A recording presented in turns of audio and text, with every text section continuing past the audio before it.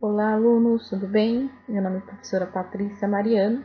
Na nossa aula de hoje, nós iremos falar sobre a reprodução assexuada e sexuada no reino animal. Então, a gente vai falar um pouquinho aí sobre os animais. Vamos lá. Os animais, eles possuem aí dois tipos de reprodução. A gente tem a reprodução assexuada e a reprodução sexuada. Qual a diferença entre elas? Na reprodução assexuada, o novo ser que é formado, ele não tem a intervenção de células sexuais, ou seja, ele não tem intervenção de gametas nem do macho nem da fêmea, nem feminino nem masculino, tá? Então, assim, ele não necessita de gametas diferentes para poder se reproduzir. Na reprodução sexuada, aí sim a gente vai ter a união desses dois gametas, do macho, da fêmea, feminino ou masculino, para a gente poder ter aí um descendente. Nesses dois modelos, nesses dois exemplos que nós demos aqui, por exemplo, na reprodução assexuada, a gente colocou uma hidra. A hidra, ela tem uma reprodução por brotamento. Mais para frente a gente vai conhecer um pouquinho dessa reprodução e vocês verão que ela não necessita de gametas para se gerar um descendente igualzinho a ela. Na reprodução assexuada a gente tem aí o exemplo do gatinho, onde a gente tem os gametas aí do macho e da fêmea, o óvulo e o espermatozoide, que dá origem aí a um ser geneticamente diferente dos seus progenitores. Então vamos ver, na assexuada, o progenitor, ele gera um descendente geneticamente igualzinho a ele. E na assexuada, eles geram um descendente, os progenitores geram descendentes geneticamente diferentes. São parecidos fisicamente, têm algumas características físicas iguais, porém geneticamente diferentes, tá? Então vamos dar continuidade. Então aqui nos tipos de reprodução, vamos dar mais um exemplo para vocês entenderem melhor.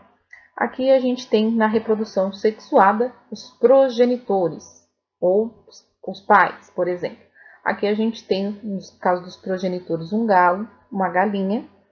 A gente tem aí o espermatozoide, que é a célula sexual do macho, e a gente tem aí o óvulo, que é a célula sexual da fêmea.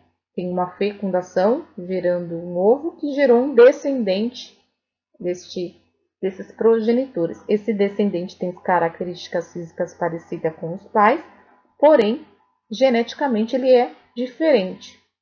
Agora vamos lá na reprodução assexuada. Na reprodução assexuada, a gente tem aqui o exemplo da estrela do mar, que muitos de vocês conhecem. Neste exemplo aqui, a estrela do mar ela tem 5 pontas. Numa das pontas que ela perde, ela tem aí essa regeneração. Ou seja, deste braço que ela perdeu, ela começa a se regenerar e dar origem a um novo animal geneticamente igualzinho ao progenitor dela. Então, assim, se ela perder mais um braço, esse braço vai se regenerar e vai dar origem a uma nova estrela do mar, igualzinha à primeira geneticamente, e assim sucessivamente. É desta forma com que ela se reproduz. Ela não tem essa necessidade de ter um gameta masculino e feminino, como na reprodução sexuada. Ela faz essa regeneração deste fragmento que ela perdeu. Vamos em frente. A gente tem aqui alguns exemplos de outros animais que fazem essa regeneração, ou seja, a formação de um novo indivíduo completinho a partir de partes separadas ou cortadas desses animais. Alguns exemplos desses animais, desses seres vivos, são os poríferos, os quinidários, plateumintos, que aí talvez vocês conheçam as planárias, e os equinodermos, como a estrela do mar que a gente viu. No primeiro exemplo aqui de regeneração, a gente tem uma planária, que é um plateuminto aí que a gente viu. Ela também faz regeneração. como que funciona? Se ela perder um pedacinho dela que for, esse pedacinho vai se regenerar e dar origem a um novo ser geneticamente igualzinho ao progenitor, ao primeiro. Então, se eu, por exemplo, pegar uma planária e cortar ela em 40 pedacinhos, ela vai conseguir se regenerar, esses 40 pedacinhos se regeneram, dando origem a 40 novas planáriazinhas, tá? Então, é desta forma, por regeneração. Então, exemplos desses animais que fazem regeneração, fazem essa reprodução assexuada, são os poríferos, quinidários, plateumintos e os equinodermos, tá? Vamos em frente. Agora a gente também aqui, novamente, a gente tem um exemplo da estrela do mar. Aqui, como vocês podem ver, ela perdeu os pedacinhos e foi aí desse pedaço, ela foi gerando um novo indivíduo igualzinho a ela geneticamente. Agora a gente vai falar um pouquinho sobre essa reprodução por brotamento. Lembra quando a gente viu a hidra lá no primeiro exemplo? A hidra ela faz brotamento ou gemiparidade, que são formação de brotos semelhantes ao adulto, ou seja, já são semelhantes aos progenitores. Os brotos podem se destacar desse progenitor ou pode permanecer unidos a ele, e eles geralmente formam colônias. Lembra que o exemplo deles são os poríferos, as esponjas e os quinidários, como os corais e a hidra. Quando a gente vê os corais, eles não parecem todos iguais. Tem muita gente que confunde coral com plantas. Eles não são plantas, eles pertencem ao reino animal. São os quinidários, pertencem aos quinidários e fazem reprodução assexuada por brotamento. Você viu que aqui no brotamento a gente viu que tem essa particularidade que o brotinho ele pode se destacar desse progenitor, tá? E gerar um novo ser geneticamente parecido, ou ele pode continuar ali junto com esse progenitor, sendo um novo ser, mas unido ao progenitor aí, formando essas grandes colônias, como a gente vê aí, colônias de corais, tá bom? Esses são exemplos aí de brotamento, são exemplos aí que os poríferos nos dão e as esponjas do mar. E aí a gente tem uma outra tipo de reprodução assexuada, que é uma palavra grandona, um palavrão aí, estrombilização. Também um tipo de brotamento, só que nesse brotamento há uma formação de pequenos gomos, pequenos fragmentos, eles liberam esses fragmentos. Lembra que lá no outro brotamento ele podia liberar ou permanecer no progenitor?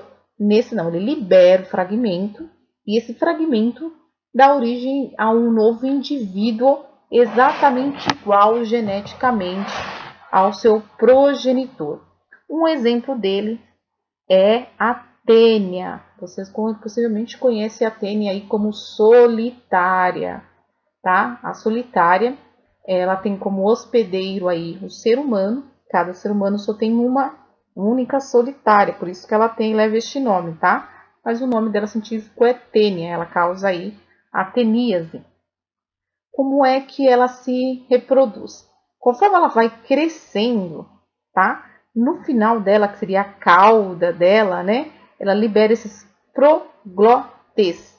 Esses proglotes são os pequenos fragmentos, tá? Da tênia, e esses pequenos fragmentos vão dar origem a novas tênias, tá? Então, assim, ela libera, toda vez que ela vai crescendo, ela vai liberando um pequeno pedacinho do corpo dela, e esse pequeno pedacinho, esse pequeno proglote, vai dando origem a novas tênias, tá? Agora a gente vai falar um pouquinho sobre os animais monóicos, indivíduos que apresentam os dois sexos ao mesmo tempo. Alguns de vocês já devem ter ouvido falar dos hermafroditas. Alguns animais podem fazer essa autofecundação, que são a troca de gametas dentro do próprio indivíduo, tá? Então a gente tem esse tipo também, que é o que acontece com a tênia. A gente não viu lá que ela libera esses plogloides? Esses plogloides dela já sai gravídico, tá? ela se autofecunda. Ela se autofecunda, libera esse proglote já fecundado para que esse proglote dê origem aí às novas tênias. Ela faz por brotamento, tá? Continua sendo um tipo de brotamento, porém a tênia ela entra dentro desses animais conhecidos como hermafrodita e se autofecunda, tá? Então ele se autofecunda, libera esse pedacinho dele já autofecundado e esse pedacinho vai gerar aí um novo ser, lembrando, geneticamente igual ao progenitor. Agora a gente vai falar um pouquinho sobre outro tipo de reprodução, que é a reprodução sexuada. A gente vai dar aqui uns conceitinhos básicos sobre a reprodução sexuada dos animais. A gente tem a fecundação, que é a união do espermatozoide masculino com o óvulo feminino, gerando assim um zigoto, tá? Então, na reprodução sexuada, há sempre então essa intervenção de um macho e fêmea. No caso dos animais, chamamos macho e fêmea. O macho produz os espermatozoides nos testículos e as fêmeas produzem os ovos nos ovários. A fecundação ocorre quando o espermatozoide se une ao óvulo, formando um ovo. A fecundação pode ser interna, quando ocorre dentro da fêmea, ou externa, quando ocorre fora do corpo da fêmea. A gente tem o desenvolvimento indireto. O que é isso? É um desenvolvimento que pode apresentar uma fase ou mais, que é a fase larval, e que pode ocorrer a metamorfose. Um exemplo dela é da borboleta, onde ela tem a fase dela de ovo, ela tem a fase dela de larva, a gente tem a fase dela de pupa e depois o adulto, que aí vai botar o ovo novamente e vai passar por toda essa fase de metamorfose.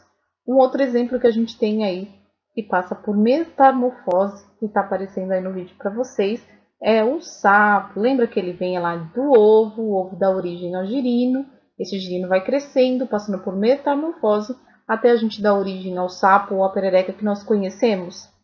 E nesse outro exemplo que a gente tem aqui, é uma medusa também, que passa por essa fase aí de metamorfose. Lembrando que esse é um tipo de reprodução sexuada. A gente precisou ter um parceiro macho e fêmea, onde houve um cruzamento entre eles, tá? Gerando aí esse ovo, onde gerou esse descendente, aí geneticamente parecido com o seu progenitor. E aí a gente viu lá o desenvolvimento indireto e agora a gente vai ver o desenvolvimento direto, onde não há fase larval, tá vendo? A gente tem aqui os patinhos, os gatinhos, o porquinho, o coelhinho. Eles não passam por uma fase de larva, né? Eles não passam por uma metamorfose. Alguns deles são mamíferos, alguns deles são aves, porém eles se desenvolvem ali dentro do corpo ou fora do corpo da fêmea, tá? Mas ele tem um desenvolvimento total e quando ele depois do nascimento ele já nasce aí formadinho, ele não precisa passar por diversas fases, tá bom? Então, e eles são geneticamente diferentes dos seus progenitores. Eles são parecidos fisicamente, eles têm características físicas parecidas, mas diferente dos seres assexuados, eles são geneticamente diferentes, tá? Então, os assexuados são geneticamente iguais e os assexuados são geneticamente diferentes. Agora a gente vai falar sobre os ovíparos. Lembra que a gente viu ali que a gente tem alguns mamíferos, alguns que nascem em ovos. A gente viu mamífero, a gente sabe como o mamífero se desenvolve dentro da fêmea, dentro da mãe. A mãe tem o parto e nasce aí o filhote. E tem alguns que passam aí por uma fase dentro dos ovos. Então a gente tem os ovíparos. Os ovos se desenvolvem fora do corpo da fêmea. Alguns exemplos deles são os répteis, aves e alguns mamíferos. Um tipo de mamífero específico que é o ornitorrinco. Para quem não sabe, o ornitorrinco é sim um mamífero, né? Aí mais para frente, em algumas outras aulas, a gente vai falar sobre evolução e a gente vai voltar a falar sobre o ornitorrinco. Então vocês lembrem dele aí, que ele tem uma particularidade. Ele é esse animalzinho que aparece aí na sua tela do lado direito com um biquinho que parece de pato, porém cheio de pelos, tá? A gente tem os animais ovovíparos. Os ovos se desenvolvem parcialmente dentro do corpo da fêmea e são liberados após o nascimento, como os tubarões e as cobras. Então, assim, eles são gerados parcialmente dentro do corpo da mãe e no momento do nascimento é liberado aí o filhote. E os animais vivíparos, os ovos se desenvolvem totalmente dentro do corpo da fêmea, ou seja, os mamíferos, tá? Os óvulos que ele está falando aí são os óvulos das fêmeas, tá? Essas são as diferenças entre os animais ovíparos, ovivíparos e vivíparos, tá? Para vocês conhecerem aí sobre a parte da reprodução sexuada. Desde já eu agradeço. Qualquer dúvida, estamos à disposição de vocês. Obrigada e beijinhos.